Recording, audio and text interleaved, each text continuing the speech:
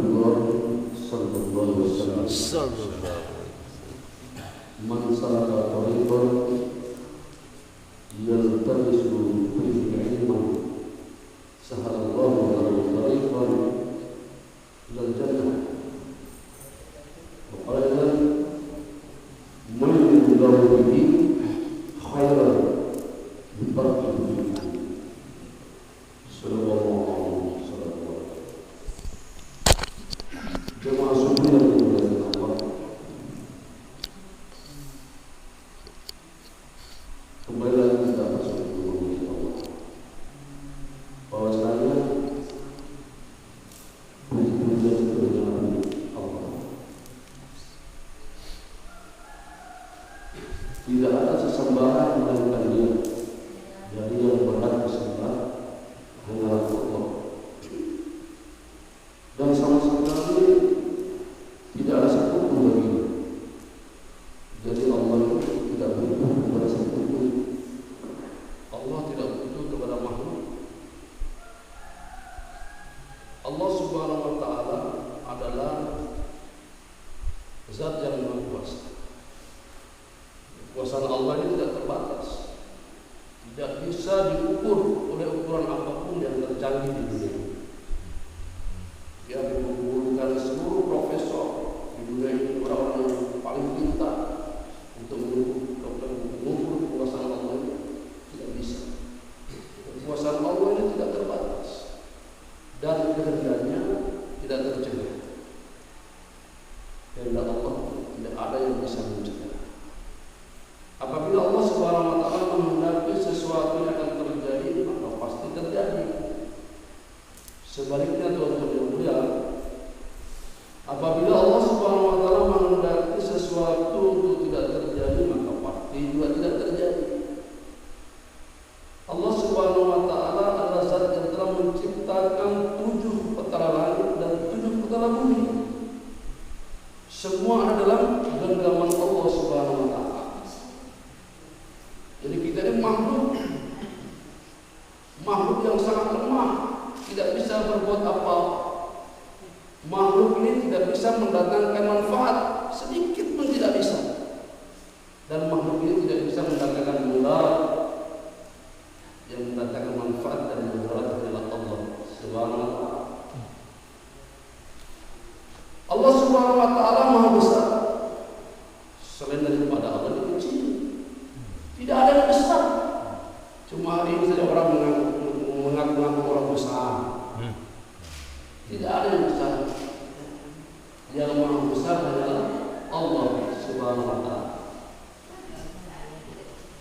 Allah Subhanahu wa Ta'ala ini jauh tanpa jarak, dan Allah Subhanahu wa Ta'ala dekat tanpa sentuhan. Jadi mulia. Hilang makna daripada kalimat la ilaha illallah Muhammad Rasulullah. Allah Subhanahu wa Ta'ala Maha awal tanpa permulaan, dan Allah Subhanahu wa Ta'ala Maha akhir tanpa penghabisan. La ilaha illallah. Ini benar. Hari ini manusia mengambil ukuran kesuksesan, kejayaan itu dengan harta. Oh, kalau saya sudah punya harta banyak, saya akan sukses, saya akan bahagia, saya akan mulia. Hari ini sebagian manusia bila memiliki pangkat jabatan, merasa dia sudah sukses, sudah bahagia, sudah jaya. Maka orang-orang seperti ini keliru dalam hidupnya. Maka orang yang mencari kebahagiaan, kejayaan, dan kesuksesan dalam pangkat jabatan nanti di hari kiamat akan dibangkitkan bersama Fir'aun. Karena Fir'aun tidak ada yang paling tinggi pangkatnya, menjabat menjadi presiden, menjadi raja itu bukan 2 periode, 3 periode, Pak. Lebih 1000 tahun jadi presiden, jadi raja. Kalau orang hari ini mencari kebahagiaan dengan harta, oleh nanti dibangkitkan pada hari kiamat sama Qarun. Jangan kita jadikan dunia ini sebagai maksud. Ya. Jangan kita jadikan dunia ini sebagai maksud tujuan hidup kita. Barang siapa yang mengejar dunia, pasti dia tidak dapat. Pasti tidak dapat. Kalau dapat, ya tidak banyak, sedikit saja. Kalau banyak, pasti kalian tidak puas. Namanya manusia ini puas, dan sudah kepuasannya nanti berhentinya mereka mengejar dunia kalau mulutnya sudah disumbat dengan tanah. Sudah tidak cari dunia lagi. Kalau banyak harta dia punya, dia tidak akan puas. Dan kalau puas, tidak bertahan lama. Mantan Presiden Soeharto 32 tahun memimpin negara kita. Berapa banyak? Tidak bertahan lama kan? Tetapi kalau perkara agama, perkara akhirat kalian cari, kalian kejar, pasti dapat. 2 rakaat sholat sunnah sebelum sholat subuh, itu ganjarannya lebih baik daripada dunia beserta isinya. Kita mau taruh di mana? Kalau dikasih cash, coba taruh di mana? Hanya orang paham nilai sholat subuh berjamaah ini, Pak. Ya, kalau hitung-hitungan dunia dikasih satu waktu sholat dikasih 27 ekor kambing satu orang. Maka ya di kampung atau di kampung pun masih sahabat siap satu waktu sholat dibagi 20 itu bembe. Kalau 5 waktu kali 27 ekor dikali 5 pira betul. Dikali 1 bulan, dikali 1 tahun, oh kayak menantang ini dulu, ngasih bembe. Tidak ada tempat tinggal di dunia ini pada tempat semua kambing. Sekiranya orang-orang paham, tapi perkara amal ini perkara baik. Kalau kita mau didirikan dari orang paham kita ini 4 masa. 2 rakaat saya sholat sunnah sebelum sholat subuh itu lebih baik daripada dunia beserta isinya. Jangan karena hanya sembako kita pergi masjid, salah niat.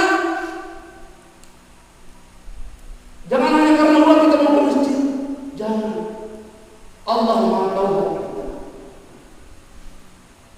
Jadi segala sesuatu yang kita perbaiki niat kita sebelum beramal. Dikoreksi niatnya, tak jauh boleh tahu kami masih gigi. Nah, sampai sadar ke masjid karena ada cewek di sana sholat cantik, sampai masjid supaya nanti rajin beribadah orang salah niat. Sementara beramal pun kita suruh perbaharui niat kita. Allah Maha tahu. Dan setelah beramal ini kita koreksi lagi niat kita. Jangan disebut-sebut lagi amal-amal yang kita kerjakan ditolak sama Allah, tidak diterima kita. Masya Allah. Jadi ukuran kesuksesan ini, Pak, saya beritahu kepada bapak-bapak ibu yang dimuliakan Allah, ketika dia menggunakan hartanya, menggunakan waktunya, menggunakan dirinya untuk agama, itulah orang-orang yang sukses, orang-orang yang mulia. Harta yang dikirim ke akhirat, waktunya dikirim ke akhirat, umurnya dikirim ke akhirat. Itu ukuran orang yang bahagia dan sukses dalam hidupnya. Karena di akhirat nanti dalam satu hadis baginda Nabi sallallahu alaihi wasallam kita akan ditanya oleh Allah tentang 4 perkara. Masya Allah. Kalau kita tidak bisa menjawab 4 perkara ini, jangan coba-coba. Di blender pun dulu, singgah pun dulu, mencicipi apa itu namanya api neraka. Makanya hati hati dalam dunia. Hidup yang sangat singkat 60-70 tahun ini kehidupan yang sangat menentukan. Setiap manusia sukses atau gagal dalam hidupnya. Yaitu orang hidup 60-70 tahun. Hati-hati. Santai-santai di dunia. Lo mau masuk bayang di bawah. Khusuk api di bawah. Di rumah saya zikir. Padahal masjid ini adalah jantung daripada kamu. Kita mengasah masih kita di kampung berdoa orang di masjid. Jantungnya mana itu sih? Pertama kali Allah memberi hidayah dan rahmat di masjid, bukan di rumah, bukan di pasar, tapi di masjid. Inna ya'muru masajid Allah man amana billahi wal yawmil akhir. Yang orang yang mau bukan masjid Allah, dialah orang yang beriman kepada Allah, beriman kepada hari kiamat. Jadi bagaimana orang tidak ke masjid? Bagaimana orang tidak ke masjid? Ini apa pertanyaan Allah yang pertama di hari kiamat? Masa muda yang habiskan untuk apa? Tufail. Masa muda habiskan untuk apa? Amran. Kamu santai-santai di dunia ini? Ya Allah, aku gunakan masa hidupku, ya Allah, masa mudaku, ya Allah, untuk beribadah kepadamu, untuk menolong agamamu, ya Allah, mendakwahkan kalimat la ilaha illallah, bersujud kepadamu. Oh, selamatlah Tufail dari pertanyaan pertama. Lolos. Tetapi kalau dia gunakan masa mudanya untuk bermaksiat, alhamdulillah. Main game saja tiap malam game sampai jam 2 jam 3, giliran azan subuh di masjid ngorok, alhamdulillah. Kapok makanlah begadang sampai jam 3 malam main game. Tim masjid pol kanan, tim masjid pol kiri, akhirnya tidak salah subuh. Masya Allah. Maka orang seperti ini nanti akan menyesal di hadapan Allah Subhanahu wa taala. Masa mudamu kau habiskan untuk apa? Ya Allah, masa mudamu dibaca untuk game. Manemu ini? Emangnya surga ini miliknya nenekmu? Mau enak saya main game saja? Surga ini mahal. Butuh dalam mujahadah. Tidak ongkang-ongkang di kaki, makan kaki, baca koran, minum kopi, matoleh, pulang. Ini surga bukan milik nenekmu, milik Allah. Butuh mujahadah. Walladzina jahadu fina lanahdiyannahum subulana. Ini ada yang kedua, umurmu. Kau habiskan untuk apa? Tentang utang. Bapak-bapak semuanya, adik-adik. Umur kita selama kita di dunia ini, kalau kita mengikuti umurnya baginda Nabi sallallahu alaihi wasallam, Nabi wafat kurang lebih umurnya 63 tahun. Kata Nabi, umur dari para umat tidak jauh-jauh dari saya, kurang lebih 60-70 tahun. Kau habiskan untuk apa umurmu salam? Haji Aziz, kau habiskan untuk apa umurmu? Tidak bisa lolos. Kita akan ditanya oleh Allah. Umur aku gunakan untuk beribadah, bersujud kepada Allah. Maka beruntunglah orang-orang yang memanfaatkan umurnya untuk perkara agama, bersujud kepada Allah, menjaga suatu berjamaah. Inilah orang-orang yang sukses. Tapi ke umurnya, ya kata ulama kita, kalau umur sudah kepala 5 ke atas, sudah kepala 5 ke atas, tetap juga dia tidak mau bersujud, tanda-tanda bahaya. Sekarang sudah seok jalan, masih tidak mau juga bersujud kepada Allah. Ini bahaya seperti ini. Sudah dengar satu sakit dari masa muda, demo ramati, demo incok, hipertensi, gula dan asam. Tapi dia semakin jauh kepada Allah.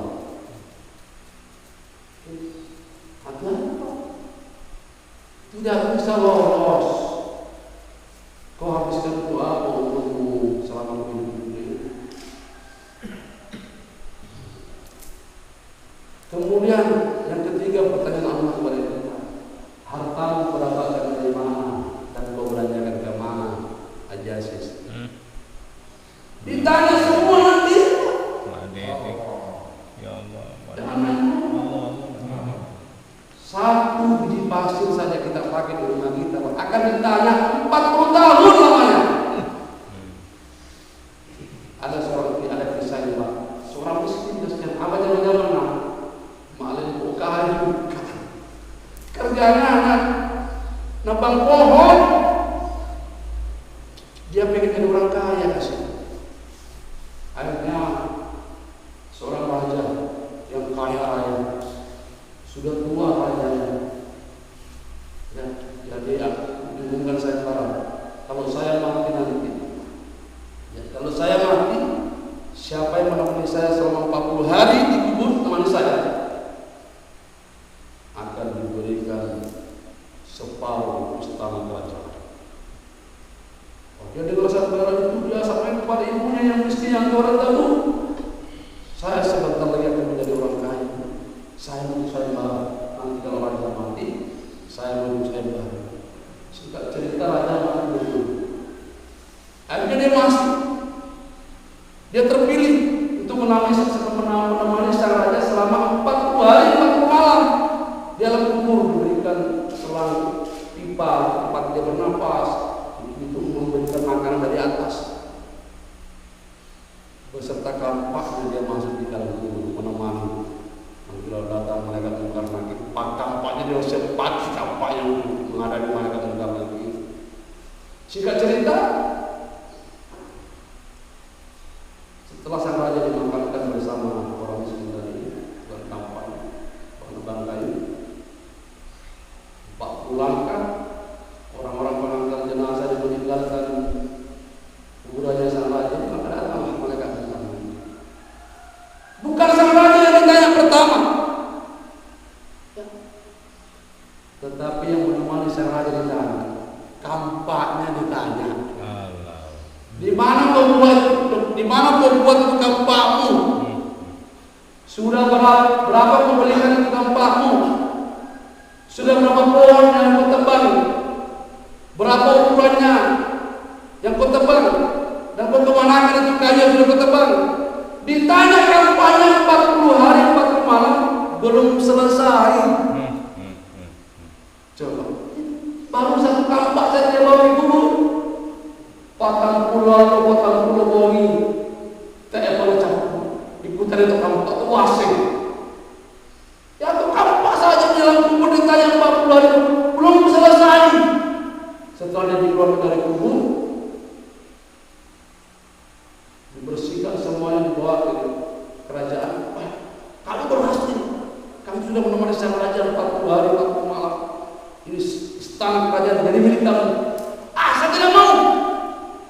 Kampak saja saya bawa ke dalam kubur ini menemani sang raja 40 hari 40 malam belum selesai ditanya, belum selesai. Habis semua itu istana tidak menjadi yang istana. Coba akan ditanya nih harta kita dari mana kau dapatkan dan kau belanjakan ke mana? Harta yang dikehendaki Allah. Ya, itu harta yang digunakan untuk agama. Gunakan bangun masjid, bantuan yatim. Akan ditanya kepada. Terakhir, pertanyaan Allah, ilmu yang kau dapatkan, apakah kau sudah amalkan atau belum? Apa penyebab musibah di dunia ini? Kendali, bencana, banjir. Kalau rumah-rumah rampongan ini baru banjir. Ada rumahnya sampai di leher, banjirnya langsung hilang. Apa penyebab? Allah menurunkan bala musibah bencana di bumi ini. Dua perkara. Penyebabnya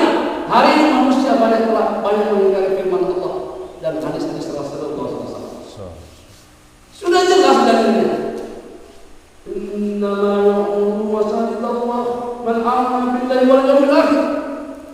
Sesungguhnya orang-orang yang membangun masjid adalah orang yang beriman kepada Allah dan beriman kepada hari kiamat. Tapi mana sebagian saudara kita, dia telah mengingkari firman Allah. Jangan kaget kalau datang musibah. Ini perintah sholat hari ini banyak orang melakukan. Jangan sepele sholat. Tak enak takut, takut uang. Imannya dari siapa? Kita ini siapa? Berani di dalam sholat. Nah kalau kita tidak bergerak, tidak mengetuk pintu, tidak mendatangkan mereka, di hari kiamat nanti kita akan dituntut oleh mereka semua. Kita membiarkan, karena kita tidak pernah terus memikirkan saudara kita. Kita ini jangan jadi orang egois, mementingkan diri sendiri, mau selamat sendiri, mau masuk surga sendiri. Tidak bisa, Pak.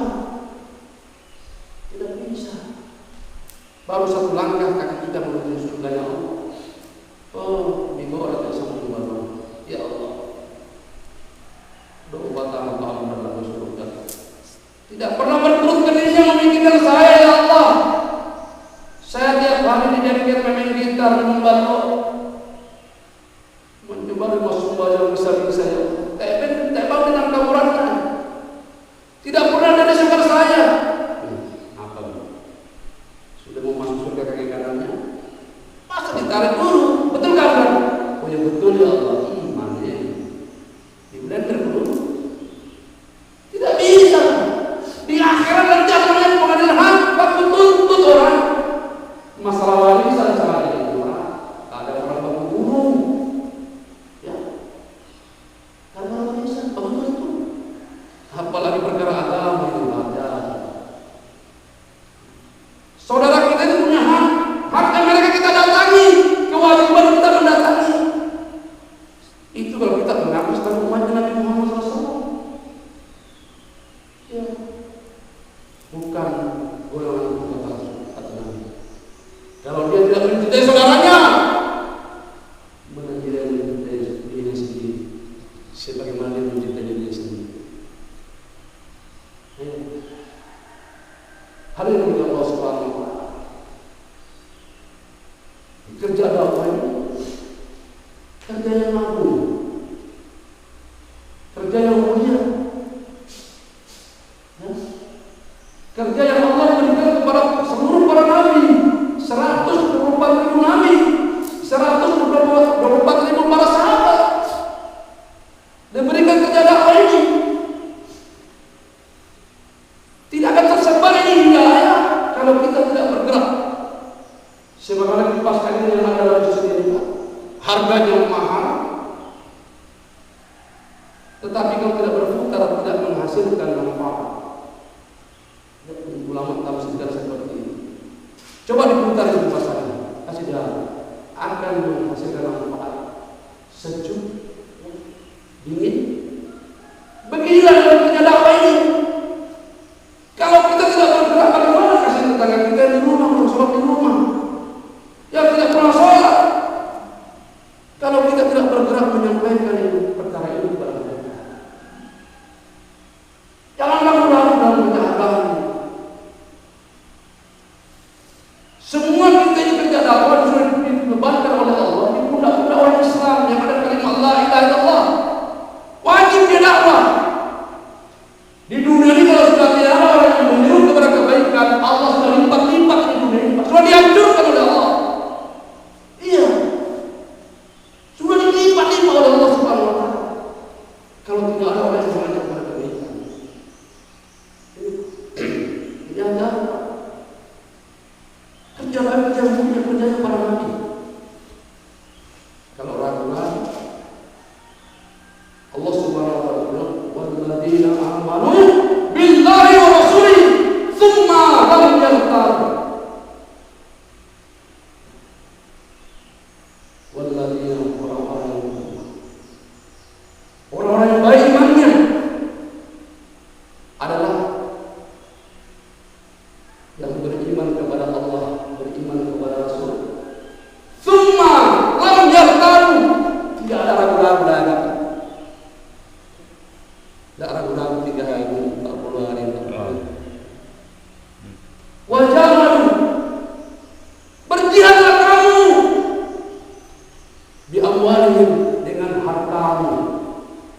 perintah Allah. Bi amwalihim wa anfusihim, dengan jiwamu, dengan dirimu. Fi sabilillah. Ulaika hum salihun. Berjuang dengan Allah, keluarga Allah. Maka itulah orang yang benar kata Allah. Jadi dari dalam kerjaan dalam Al-Quran, Maulana Yusuf rahmatullah katakan dalam Al-Quran ini kurang lebih 514 ayat dalam Al-Quran perintah untuk mendakwahkan ini agama. Nabi mendatangi pamannya berapa kali? Kurang lebih 100 kali bertutur di dunia. Abu Lahab ditutup pintunya. Tiap hari ya Rasulullah, oleh paman ucapkan la ilaha illallah. Tapi Abu Lahab penentang dakwah, pembenci Rasulullah, keponakannya sendiri. Akhirnya dilaknat oleh Allah, diabadikan dalam Al-Quran. Ini Abu Lahab bersama istrinya penentang dakwah. Jadi orang-orang yang menentang dakwah, menentang putusan Allah, kata Allah, kau akan berhadapan dengan aku, kata Allah. Jadi kita selalu putusan Allah, jangan coba-coba berani menentang putusan, kata Allah. Kamu akan berhadapan dengan aku, kata Allah. Fir'aun nagang dari Allah, berani nagang Nabi Musa. Kau dibinasakan oleh Allah. Namrud, dia ganggu dari Allah. Nabi Ibrahim, apa yang kalahkan oleh Nabi? Apakah pedangnya Nabi Ibrahim tombak pasukan? Tidak, nyamuk betina Pak, yang tidak ada sayapnya sebentar. Coba dihinakan oleh Allah. Bagaimana yang kaum terdahulu yang tidak mau taat kepada Allah, kaum sabar yang ahli dalam bidang pertanian, kaum Samud yang ahli dalam bidang pembangunan, mana mereka semua dibinasakan oleh Allah. Kaum Ad, tinggi badannya kurang lebih 30 meter, lebar badannya 6 meter. Ini kaum Ad, kaum terbesar terkuat di zamannya. Mana dia? Diterbangkan oleh Allah dengan angin sosok, ditumbangkan seperti tumbangnya pohon kelapa, tumbangnya pohon kurma. Karena apa? Kaum Ad tidak taat kepada Allah. Kaum Madian, kaum Sodom, ini orang yang suka laki-laki sama laki-laki, perempuan suka sama perempuan. Itulah kaum Sodom, dilaknat oleh Allah. Yang kejadian terdahulu Pak, kaum sekarang sudah tumbuh ruang, ada sumber di zaman sekarang sudah. Itu pilih yang boleh pada diri, wanita pada muami, alhamdulillah. Ya, ini kejadian di lapas kemarin kita tangkap. Di lapas kemarin di Belopa, seorang tahanan tomotonya mati. Alhamdulillah. Ya, kemarin dulu kami masuk ke lapas, melihat kasus-kasus peristiwa-peristiwa segala macam maksiat yang dia kerjakan sehingga dia dibikin di lapas. Kalau kita tidak ada Allah menyampaikan perkara itu kepada saudara-saudara kita, mereka akan diterkam oleh iblis, oleh setan, dijerumuskan. Kalau tidak ada iman, tidak ada agama, siapa yang menyampaikan kepada mereka? Kami dalam bergerak ke sini di Papua, yang likuifaksi tanah berjalan, berapa desa ditenggelamkan oleh Allah. Kami lalu lewat di atasnya, ternyata satu kampung kami lewati, ternyata di bawah kami yang kami lewati itu banyak kampung, rumah-rumah yang tertimbun tanah, kami lewati di atasnya.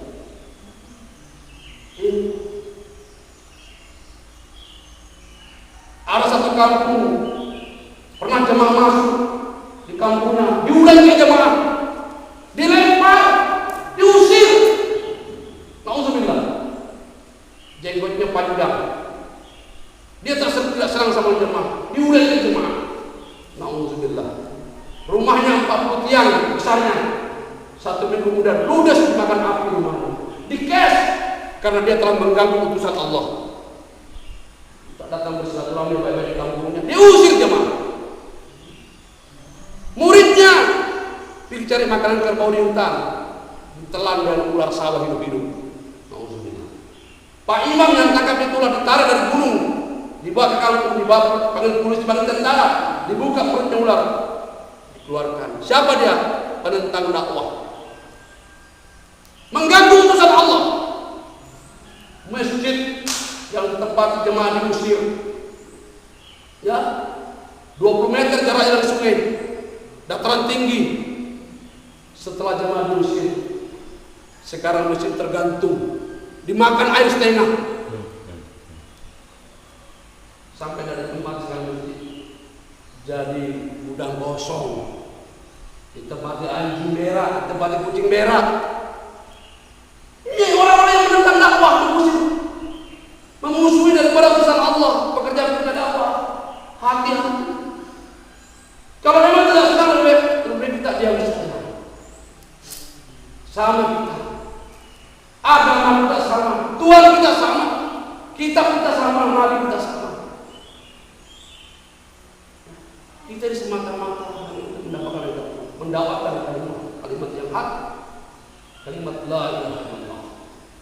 Setiap orang yang ada kalimat la ilaha illallah dalam hatinya wajib dia dakwah, supaya di akhir nanti tidak ada yang menuntut kita. Ini siapa saja orang bapak tuntut anak, tuntut bapak, bapak tuntut anak, anak tuntut ibu, ibu tuntut anak, baku tuntut orang nanti di akhirat. Kita sepak lalat, tidak mungkin tahu susiti lama-lama terkilat, tidak mungkin Pak. Kita ini yang ada kalimat Allah dan dalam kita risaukan saudara kita tidak sholat, ya Allah. Bagaimana ketika di depan rumahnya menyala api yang begitu besar, betul-betul api orang berenang, tiba-tiba tahu lah lupa atau api, kira-kira apa tindakan kita? Yang masuk dalam mati itu nanti terbakar. Beginilah hari ini Pak. Orang yang meninggalkan sholat 1 waktu saja diancam oleh Allah. Diuji ke tangannya, ke pintu neraka, wajib dia masuk 1 waktu sholat. Dengan sengaja, tidak ada unsur. Orang yang meninggalkan sholat dengan sengaja 1 waktu, dia telah mengundang 70 murka Allah. 70 murka Allah. Kata Nabi, 3 saja kalian buat.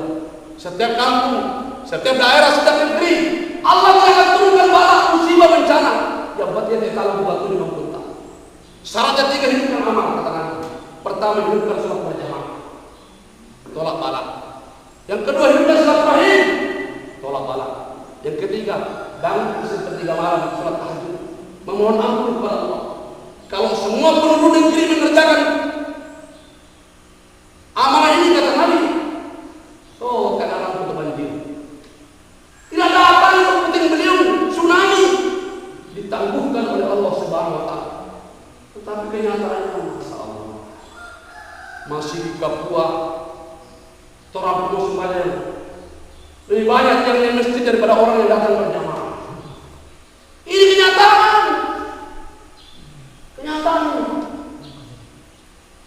Bahkan saya terjumpa waktu dahsyat gempa 2018 itu, dia setiap rumah kami datangi cerita tentang musibah yang dialami. Betul-betul kayak kiamat. Istri, suami terlempar di atas dalam rumah, digoncang seperti di tanah ada pasir. Tapi alhamdulillah, ada sebagian orang bisa mengatakan ada berkahnya juga ini gempa musibah. Karena saya tidak punya rumah, dapat rumah baru. Coba. Ini manusia, hatinya sudah ditutup oleh Allah. Saat dia masih berona, lakukan kita berlaku masih kita musibah. Asal murah ada. Alhamdulillah. Sekalinya pagi-pagi kita lihat ini motor di kebun. Coba bayangkan. Ini yang terjadi nih. Ini Masya Allah. Sudah 1 Tahun kejadian waktunya gempa terjadi, sampai Pak Desa yang di atas berbicara memperingati 4 tahun kejadian tsunami, gempa di Palu dan bilang waktu nalar juga tsunami, bertakbir semua orang, Allahu Akbar, Allahu Akbar, ya Allah, ya Allah, Allahu Akbar. 1 minggu berjalan setelah tsunami, pun masih marah masih. Sekalinya beberapa bulan kemudian, 1 tahun kemudian, tidak ada yang masuk masjid lagi. Katanya mau baru-baruna. Ada yang baru kasih sama pemerintah. Huntak, kemudian tetap ribuan dibangun oleh pemerintah di Palu. Tapi apa masih samurah nak, rematinya. Ini bagaimana ini orang seperti ini? Sudah berikan peringatan yang dahsyat oleh Allah Subhanahu wa taala, tetap juga tidak mau juga bersujud, tidak mau sholat berjamaah. Masya Allah. Makanya mulia, ya kami sholat di sini kurang lebih 3 hari 3 malam. Kami akan mendatangi orang-orang Islam di sekitar masjid ini. Perkara hidayah di tangan kami, di tangan Allah. Lalakar ke masjid, tidak ke masjid, terserah, bukan urusan kami. Dia mau ke masjid mau tidak, bukan urusan kami. Karena menyampaikan saja, mengajak, mengingatkan perkara hidayah di tangan Allah. Nabi Muhammad saja pamannya sendiri kasihan. Allah nanti setelah masjid kamu tidak mau masuk Islam. Jadi kita ini ya, kalau ingin diakui sebagai umat Nabi Muhammad SAW, ikuti kerjanya. Apa kerja Nabi? Ya ayyuhan nas, qul la ilaha illallah tuflihu. Wahai manusia, katakanlah la ilaha illallah, kalian akan selamat, akan jaya. Islam ini? Insyaallah. Jangan sampai kita tidak buat ini silaturahmi, amalan silaturahmi. Ya, begini ini yang saya sampaikan. Semoga